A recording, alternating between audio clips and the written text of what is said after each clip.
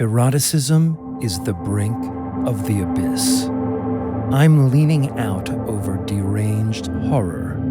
At this point, my eyes roll back in my head. The abyss is the foundation of the possible. We're brought to the edge of the same abyss by uncontrollable laughter or ecstasy. From this comes a questioning of everything possible. This is the stage of rupture, of letting go of things, of looking forward to death.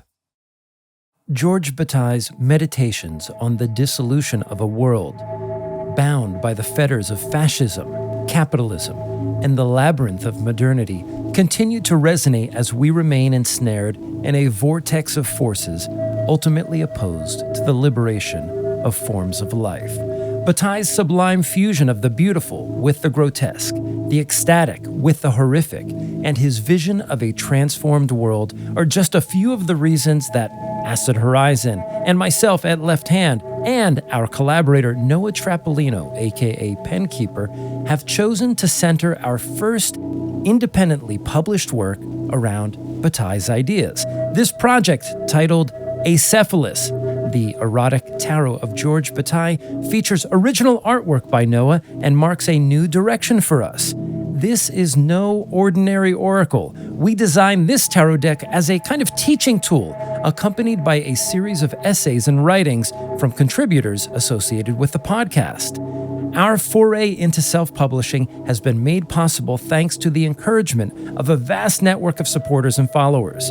In recent times, some entities in left-wing publishing have encountered various challenges, to say the least, and we aim to navigate these by bringing some of our work in-house and funding it through crowdfunding. Although it's not a perfect model, it brings our readers and listeners closer to the work and directly involves those invested in its success. We're reaching out for your support in a big way. On October 31st of 2024, we're launching our Kickstarter campaign for Acephalus with a short window to bring this vision to life. If you're listening in October or November of 2024, now is the time to take action. Maybe close this podcast, grab your laptop or mobile device, and head to our Kickstarter link in the show notes. There, you can become a patron of the project and purchase a limited edition tarot deck and compendium. Or you can support one or the other, or both. Also, if this book simply isn't for you, but you want to see Acid Horizon succeed in this publishing venture, just navigate to the Kickstarter page and make a donation that's comfortable for you. These funds go into producing the ensemble of work and will also go back into supporting the podcast and its related projects. Speaking personally, this work has become my life. I left a well-paying job and education to pursue something rare and closer to the heart. And today, I make a fraction of what I once did, but this project nourishes my soul. It brings us great joy to host discussions with authors, philosophers, poets, musicians, and activists. We regularly hear from our listeners who say our conversations have inspired them or sparked meaningful shifts in their lives, and we cherish that. Let's keep that legacy alive as we embark on new ventures like Acephalus. And please, lend your support today. You are about to hear an interview with me and Serene Richards on the politics of the image, imagination, and representation surrounding her new book, Biopolitics as a System of Thought, out now on Bloomsbury Press. Let's take a listen. This is LEPHT HAND, and I'm your host, Serepti, also known as Craig from the Acid Horizon podcast. Today, I'm thrilled to have Serene Richards with us, a philosopher whose latest work, Biopolitics as a System of Thought, introduces the concept of smart being. This idea explores how techno-capitalist solutions reduce life to mere survival while eroding our capacity for meaningful political action. Drawing from thinkers like Pierre Legendre, Giorgio Agamben, and Michel Foucault, Serene shows us how biopolitics infiltrates even the most mundane aspects of our lives, turning governance into a system that assigns value to life in ways that control, exclude, or even destroy. Now, earlier this month, one of the book's chapters, Through the Looking Glass, was featured on Ill Will. This chapter explores various approaches to reconsidering the imagination in politics, utilizing a fascinating array of figures, including the medieval Arab philosopher Averroes, Pierre Legendre, Jean-Luc Nancy, and Giorgio Agamben, to envision an imagination unmoored from the capitalist framework of contemporary life.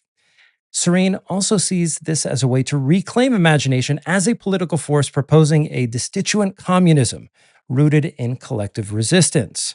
And although Acid Horizon has already hosted an interview with Serene on her book, I couldn't attend the conversation, though I must say Will and Adam did an exceptional job of hosting her, and I think I will link that interview in the show notes. And after reading the excerpt in Ill Will, I felt a deep connection with this work, and I think everyone will understand why. So today I want to dive deeper into Serene's views on imagination in politics and explore the figures that have become so central to her research. And since one of this podcast's core goals is to rethink the connection between the imagination, psyche, and political action, she's going to be an important figure for us here today. So, Serene, thank you so much for joining us again and for your valuable contribution to this space. Well, thank you so much for having me, Craig. I'm excited about this conversation and, the political imagination in general. So as we get going here, I was hoping that you could just offer your own introduction to yourself and your work and let us know, how did the topic of imagination and destituent politics capture your interest as a topic for research? Yeah, so that's a great way to start. I think that obviously, if I'm thinking about the process of writing the book, it actually started as it started from my PhD, which delved into questions concerning biopolitics, the role of institution in relation to law, in relation to language and metaphysics, but then also looking at, what else it could be, what else is out there. So if we think about the development of smart being in the book as that being that is believes itself to be intelligent, but actually all the kind of metaphysical foreclosures that took place regarding, for example, language, experience, imagination, movement. Smart being is the being that resists any kind of potential for errancy, etc. So I became more and more intrigued by, how that happened. And so that's obviously connected to examining the archaeology, let's say, of the contemporary subject and how that happened, philosophically and also juridically. Notions of, how, for example, the individual became the subject of will, the subject of responsibility. So all of that kind of ties into, political imagination and the subject of imagination and experience that was foreclosed through the advent of modern science with the subjects of science. So a kind of wandering path, let's say, to that. That's fantastic. I mean, for me, just very quickly, I see this research project for myself as trying to navigate the twain between two very disparate interests in my life, like an early interest in psychoanalysis, and then a later sort of disavowal and refusal of it. But having somewhat thrown the baby out with the bathwater, I wanted to see why that initial interest in psychoanalysis and the investment in the notion of the imagination, how it could be reclaimed, politically speaking. I mean, especially working with figures like Foucault, Deleuze and Guattari, and Guy Debord, the notion of the image with a capital I is so powerful in determining the nature of our political landscape, ourselves as, that which sort of fills the subjective slot of our given political milieu. And with that, let's talk a little bit about destituent communism. And so this term and this politics, in a manner of speaking, is kind of a new player on the field, but it also, as we're doing today, we're kind of reaching back through history and rummaging through the philosophical archives to create a new theory of the imagination. And at the risk of not identifying our terms, I was hoping that you could give a summation or an overview of what you think destituent politics or destituent communism is and how it can be distinguished from other perspectives on the left. Yeah, so I think it's helpful to think about destituent communism, destituent power through the concept of the multitude on the one hand, and the concept of representation as it's understood in political terms. So destituent power or destituent communism prioritizes, it's something that is attuned to the multitude, the idea of the collective intellect. And so that necessarily puts the notion of, representative politics, for example, into question. The two are incompatible. That's something that Hobbes knew very well when he was writing about the people versus the multitude, the people as being capable of representation, and the people with a capital P, versus the idea of the multitude as a kind of nonsensical chaos that exists. So, but another figure that really, has basically the total opposite perspective to Hobbes with regards to the multitude is Dante. So Dante, in the Monarchia, but also on the Banquet, wrote about the importance of the multitude precisely through Averroès. Like, he was influenced by Averroès in thinking about the idea of the collective intellect, so that it's not something that we kind of put someone in charge to, think for us in a way, with ideas and thoughts kind of reduced to, what we would understand to be today like a soundbite or a policy measure and so on. But it's something that we all participate in and we all have an active engagement with. So yeah, that's one thing. Another thing is that a destituent communism, as I understand it, or a destituent power, is something that isn't capable of being reduced to easy sound bites. It's something that is kind of more attuned with what people, what social movements, etc., desire, which is, we see this all the time. It's ultimately a transformation of the mode of life. It's not necessarily about asking for this policy change or, acquiring a subjective right here and there, whilst everything else remains the same, which is what, our present institutions are basically offering, to absorb into, a state of affairs that is basically what the problem is, and what, cultivates and produces this alienation, repression, etc. So a destituent communism or a destituent politics refuses, the absorption into the present state of things, and rather, seeks the transformation of our way of life. And that isn't something that, one person would be in charge of. That's something that, is for the collective, is for the multitude to decide. It's also about recognizing and accepting a sense of plurality. And that doesn't preclude things like universality. Do we want universality? Do we want the particular, etc.? But at the moment, what we are experiencing isn't universality, but a generalization of one particularity. So it's one form of the particular that's become generalized, that obviously, we perceive as being universal because of its global presence, but it's not really to do with an idea of the universal in a way. So, Could you say a little bit more about that? I mean, this is the particularity that we are living under. Is this just the conceit and ideology of the bourgeoisie and everything that flows from it? Or is there a more sophisticated way of understanding that in your terms? yeah, it's kind of, it's exactly that. And it's imposing on the world one way of life, which is, let's say, the way of life under global capitalism.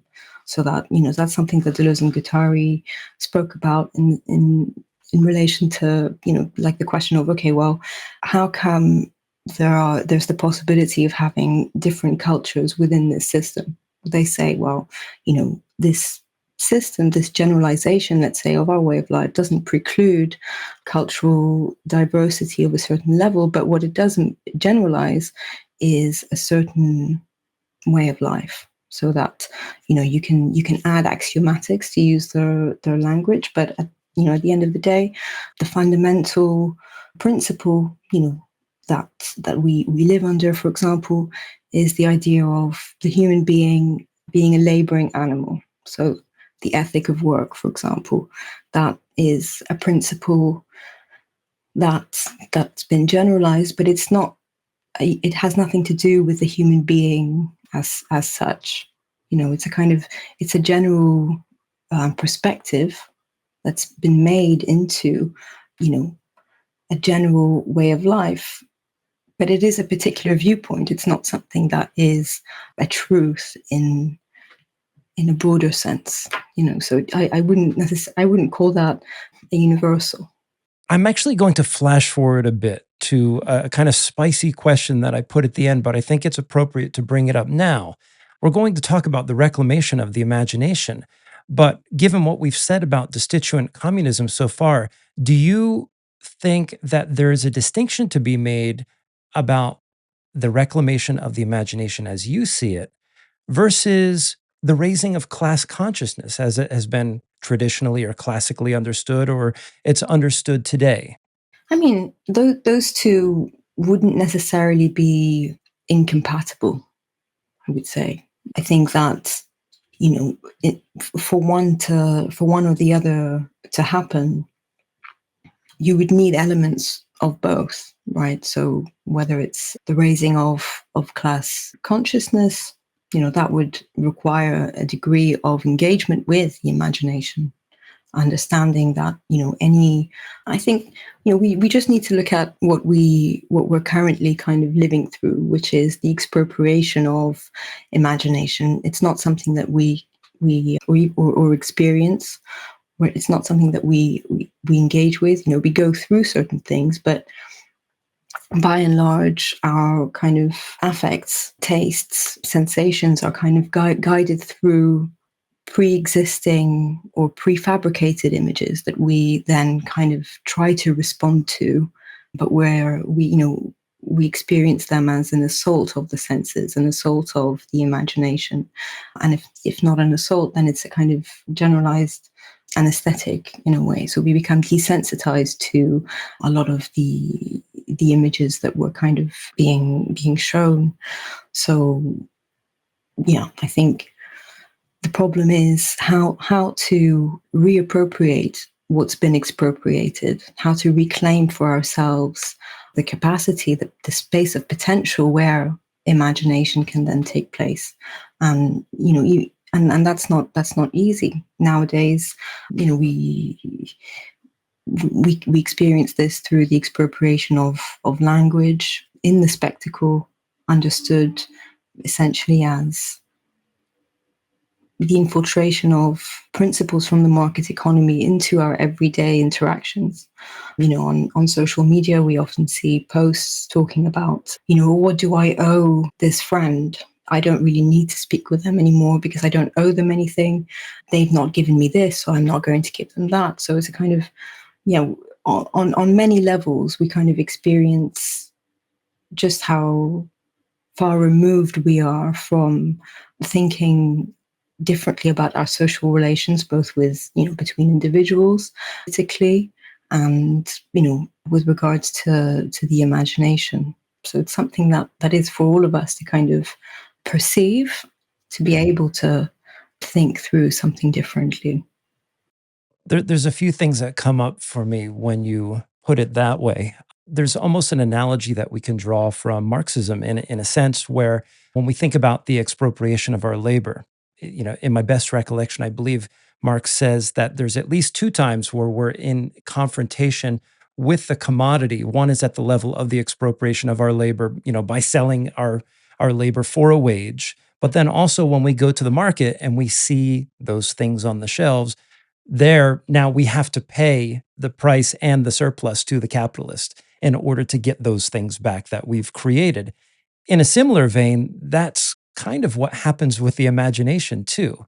If we are to think of, the imagination as a kind of fluid or a substance, if it's drawn out or extracted by the forces in our environment, whether it's techno-capital or what have you, social media, and then we are confronted with it in terms of the mediators such as engagement, likes, retweets, for example, just as one possible example. Another image that kind of comes up for me, and maybe you've seen it in videos online, when two dogs are fighting between a gate, And it's like one of those gates that like leads to a back house or something like that. And as the gate is opening, the dogs kind of track with the opening gate to continue the fight.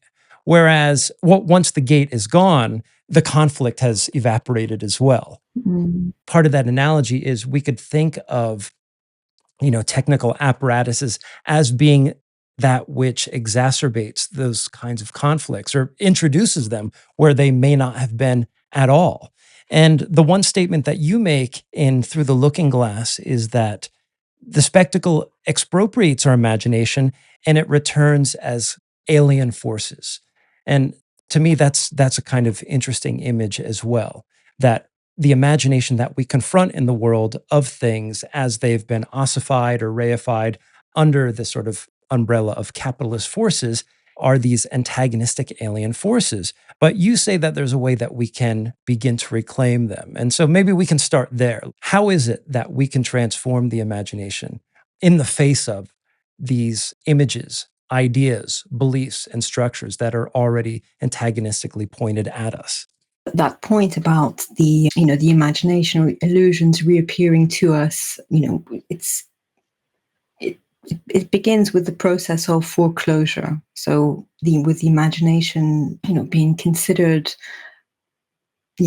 obviously like the shift from antiquity and prior to the advent of what we would understand to be modern science, kind of rejection of the idea that experience as something unpredictable, as something that, could be understood in the sense of like being capable of transformation into maxims and proverbs, etc.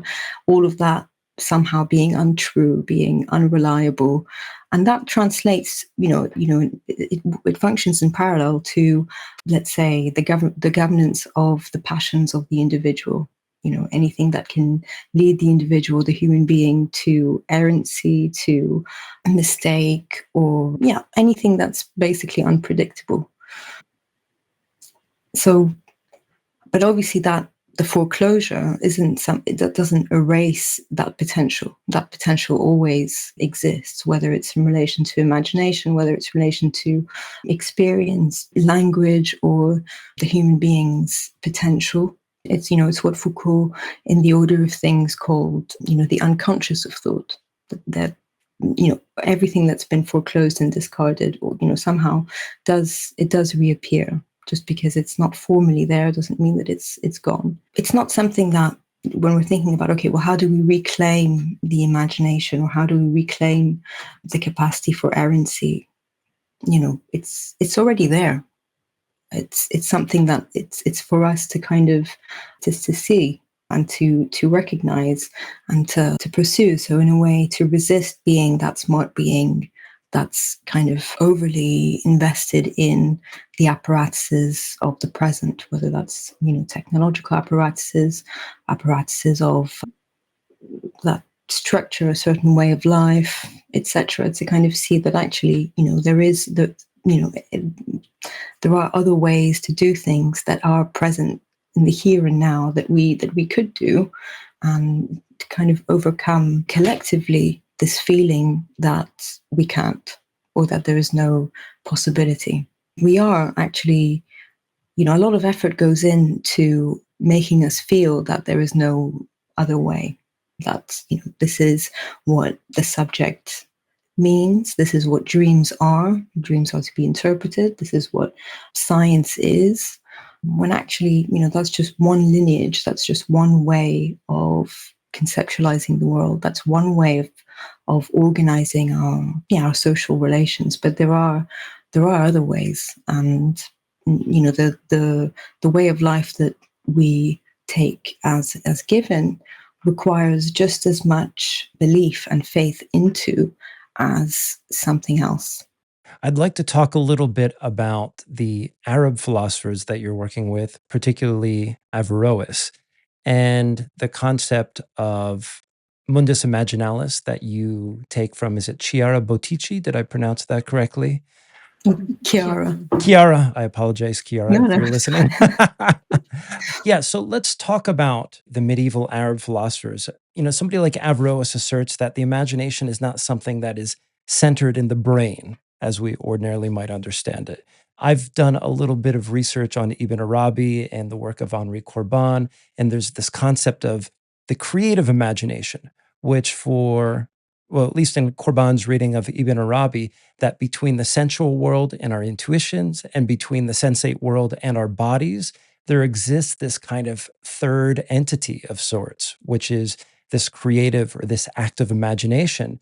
And it's within this space, however we decide to occupy it or work within it or work with it, that we can then elicit new realities in some ways. And I was curious to what extent that you're using Averroes' work to think about the idea of a collective imagination through this concept of the phantasm.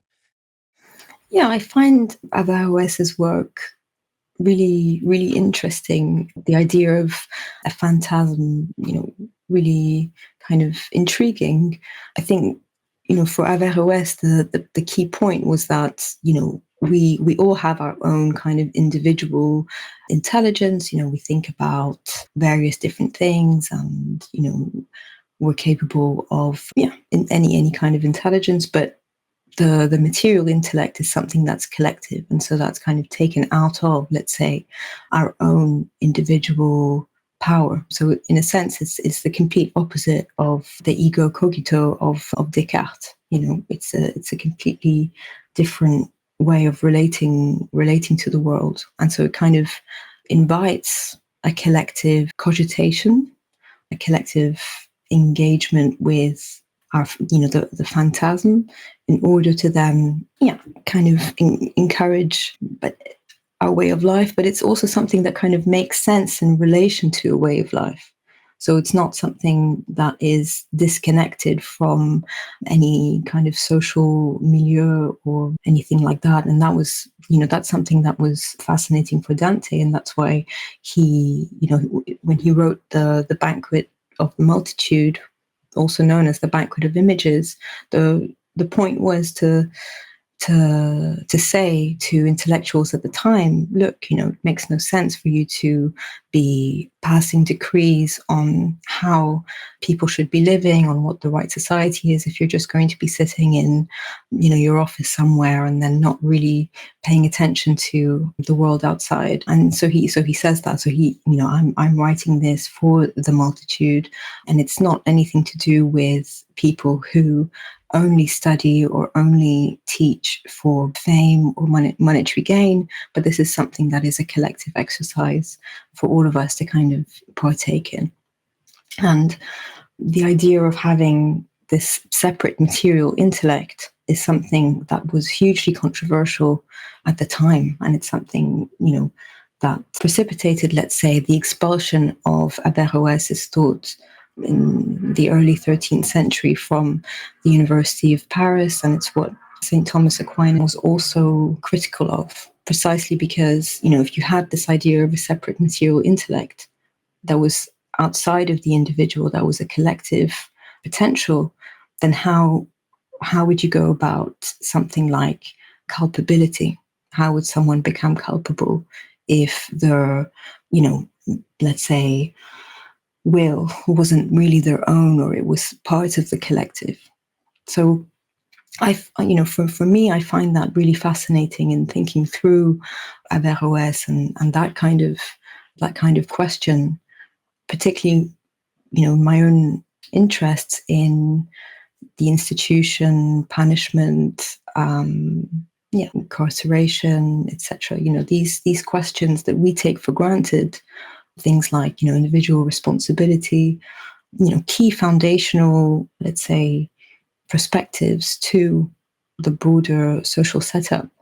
These have a lineage and have been contested before. So I think that by revisiting some of these histories, let's say these intellectual histories, kind of helps put things into perspective. And I think that it's connected also to what Legendre notion of the instability or fragility of our institutions, that it's not so much that they hold up, it's that they must have the appearance of holding up. So you then, we see the importance, let's say, of images and the phantasm, things that, within our intellectual tradition, we're told, well, actually, these are useless, they're not real, let's not focus on them, etc. But at the same time, these same systems of thought, let's say, heavily rely on images and cultivating a sense of belief as well. So, yeah, there is this kind of paradox, I suppose.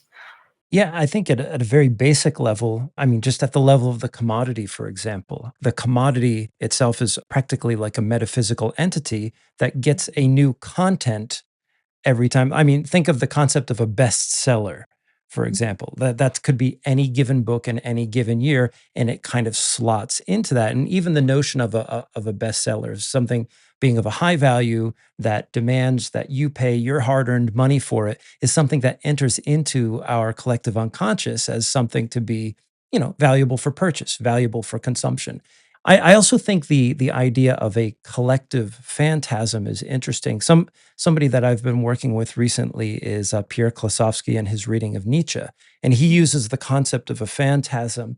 And one of my criticisms of Klosowski's work is that his notion of the phantasm, I think, is entirely too individual in some sense. And it presupposes the self in such a way that it doesn't adequately critique, in my opinion, the material precursors that form a self, that form a sense of responsibility. And even in positing the notion of a collective phantasm, it automatically activates this critique, which throws responsibility, culpability into crisis.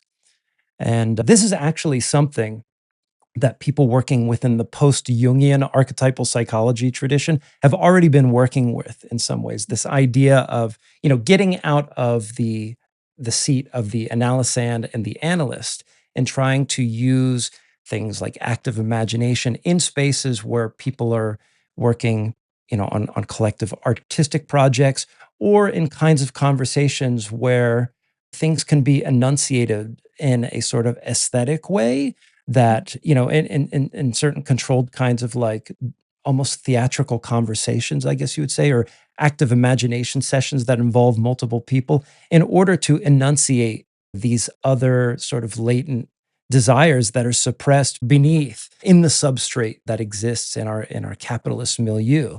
It's a very compelling concept, but let's talk about Pierre Legendre. My French is terrible, so you'll have to help me with that. I found, and the essay is The Dogmatic Value of Aesthetics, correct? That's the one that you sent me.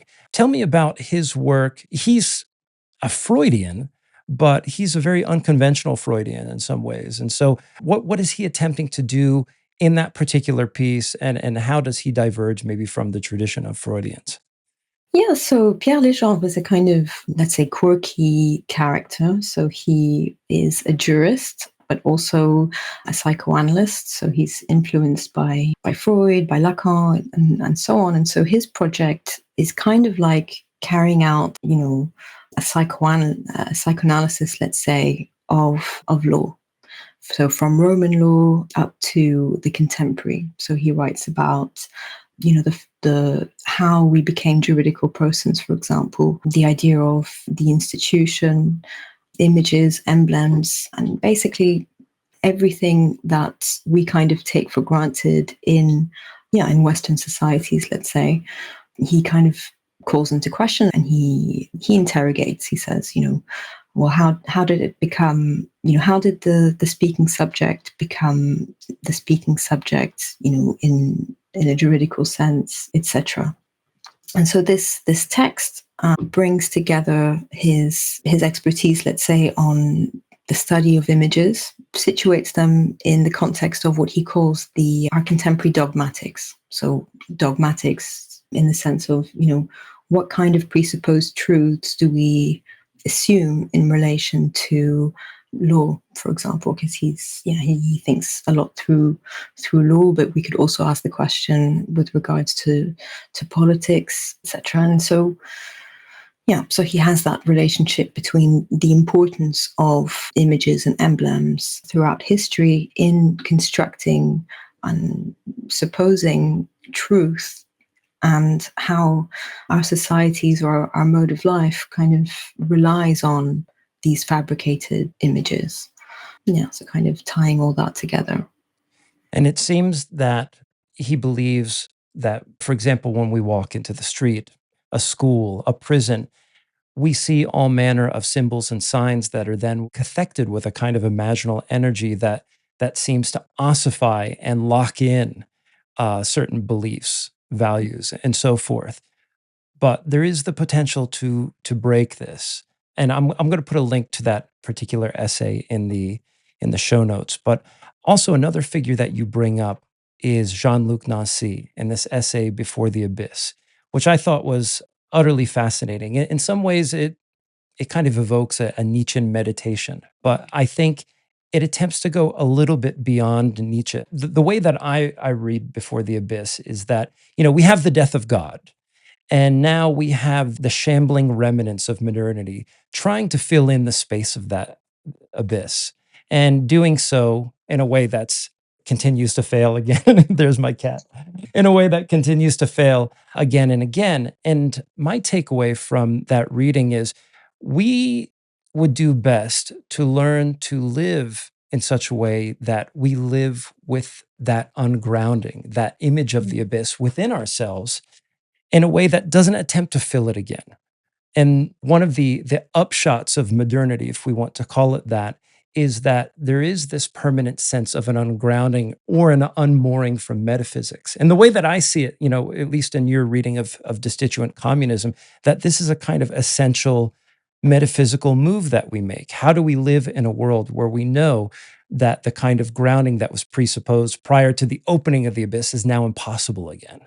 Yeah, no, it's a fascinating essay, and yeah, he touches on various themes, including the notion of technicity, etc. But the point about the abyss and the lack of ground, it's something that perhaps, as you mentioned, nowadays we're becoming more aware of. And again, it's not about rebuilding or reconstituting a grounding or a foundation. So I thought, from my perspective, that text was really interesting because, Pierre Legendre says, like, why have human beings, communities, etc., sought to kind of establish grounds and establish foundations and fill the abyss? It's to provide an answer to the question of, why are we here? The pourquoi, or the why of existence. And so, for me, I would say, I think Legendre means it as like, it's something that's necessary for human existence, but it's not, we don't need to construct a why that is kind of universally applicable to everyone. And so in that sense, much closer to Agamben or Rainer Sherman, who both say, there's no need for a kind of broader why for existence. And Nancy's text is interesting when he talks about the kind of explanations that are offered up as substitutes, let's say, for this lack of ground, which is the development of explanations offered by technicity and the language of technology. So, one of the examples he gives is, well, why do we experience arousals? And then he says, the technical answer might be because of the sensation felt in the brain and some kind of link with nerves, etc. But then he says, none of this has anything to do with feelings being affected by a certain thing, the emotional reasons, or one's taste. Taste as a kind of faculty is something that's always been disregarded anyway in the history of metaphysics, etc. So for Nancy, he says it's nothing to do with our lives or how we perceive the world, and it's we take for granted that actually the language of technicity, so like let's say the language of ChatGPT, is something that we have learned. It's not something that we speak naturally, or let's say the language of management. That's why people kind of, to save time sending an email or to write up a cover letter, log into and ask ChatGPT to do it for them, because actually, it's not something that we speak, but it's something that, we're being made to learn to speak. And now that, obviously the machine can do it better because it already knows the language of technicity. It's its birthright in a sense. One thing that's somewhat harrowing is these days, if you go onto a job site to apply for any given job, there's a now new job category, which is prompt writer.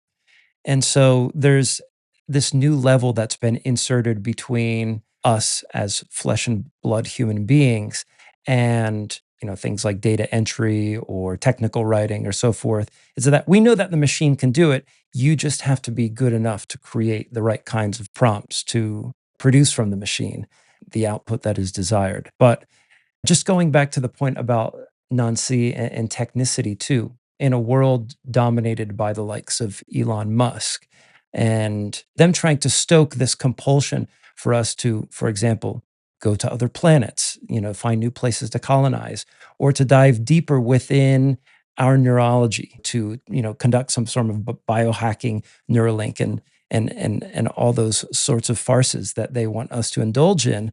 The one thing that we get away from is, once again, the abyss. And it makes me think of Nietzsche and Thus Spoke Zarathustra, not only remaining true to the earth, but in some sense, remaining true to the abyss. That part of our politics in a world where we find ourselves liberated from this is to acknowledge the persistence of that ungrounding. Once again, I will pop that article into the show notes, or it's a short essay rather. But I want to ask you, there's probably all manner of ways in which your ideas about reclaiming the imagination can be realized. And without putting too fine of a point on things and not being too programmatic about it, what does a world where the imagination is reclaimed look like? What are the sort of mundane gestures? Where in the world right now can we find reclamations of this imagination as you see it? Yeah, I think, it can't be dissociated from movement and from action. So in a sense, it would be trying to formulate or create, let's say, a way of life that doesn't adhere to the separation between, let's say, what one has to do, what one wants to do. You know, or we could more formally we could say between essence and existence. It's kind of a closer coincidence between the two. So any attempt to undermine, let's say, enforced separation, which we experience every day, doing jobs that we might not necessarily enjoy, etc., whilst we would like to do other things. So I think, yeah, kind of appealing to that and resisting, whatever Elon Musk and others propose, going to Mars as essentially distractions, offering possibilities as, mystifications and futures that will never arrive, to distract us from the fact that things in the present are possible, that every day we see gestures of, what Deleuze would call, counter-actualization. So not falling into ressentiment, but actually, transforming and doing things differently. So, in a way that happens all around us, and it's overshadowed, let's say, by the sheer fact that the spectacle is generally, its purpose is to appear and to make everything else disappear. This is one of the ways that I think about it as a former educator in the classroom too. Especially, like, I think using the example of Deleuze is useful here, and countereffectuation, especially as a staving off of ressentiment. I mean, when working with young children, for example, we can often see how certain conflicts arise as a matter of jealousy. I mean, it could be to class conflicts, politics internal to the school, and often interventions that I conducted as a teacher often had to sort of plumb the depths of where these resentments were coming from, or examine the very, and often there is very little I could do about certain structural elements within our society that have driven a wedge between those who, in a very material sense, appear as equals, fellow students, for example, fellow workers. The structures have intervened in such a way as to create a kind of split, and that exacerbate this resentment. And we see this online all the time. One of the things that we often talk about behind the scenes, amongst our community as, as the podcast is, it would be interesting to see all of the players and actors in an online space occupy a room with no walls and just sofas and chairs, and to see how things would play out if the cues were different and without the impediments or the accelerants of things like likes, retweets, and so on and so forth, and clout chasing and what have you, in this sort of like petty arena of contestation. Of course, that expands outward when we talk about who gets jobs and who gets to go to certain colleges and scholarships, and everything else in our society that's based on this sort of flimsy pretense of merit. Going forward, as we aim towards wrapping up here, I'm curious about what the next step in your own research is. And is there something that you're working on right now that's building off of this particular work, or are you turning to something else? Yeah, definitely. So yeah, so at the moment I'm working basically on taking these themes, and particularly the archaeology of the subject in a way that I explained earlier. What did the idea of certainty, for example, in modern science do to how we conceptualize the human being? So that's tied up with a project that's, I'd say, is midway through on the government of the passions. And so so in that project I look at like a 16th century social group, let's say, called the Court of Miracles. And so the Court of Miracles, they were kind of people who lived in, let's say, what we would translate as slums today. And they never really wrote anything about their kind of environment, but there was a whole discourse written about them at the time from the king's anthropologists, for example, and others. Literary works basically saying that they were pretending to be unwell or sick, etc. They'd walk out with like sticks, and then when they came back to the Court of Miracles at night, once they'd finished begging, etc., then they were cured as if by miracle. And so I'm kind of using that space, which was a precursor to like the Great Confinement, etc., to understand questions to do with the subject's potential for errancy, the passions, imagination, etc. So I'm kind of trying to weave my way through all that at the moment. It was wonderful to get in touch with you again. Once again, I apologize for not appearing on the Acid Horizon interview for the Biopolitics as a System of Thought, which put a link to that in the show notes as well. And everyone should check that out if they have a chance. Serene, I just want to thank you again. And you are certainly welcome to come back either on this podcast or on Acid Horizon in the future when you complete your next work. Oh, amazing. Thank you so much. It's been really lovely.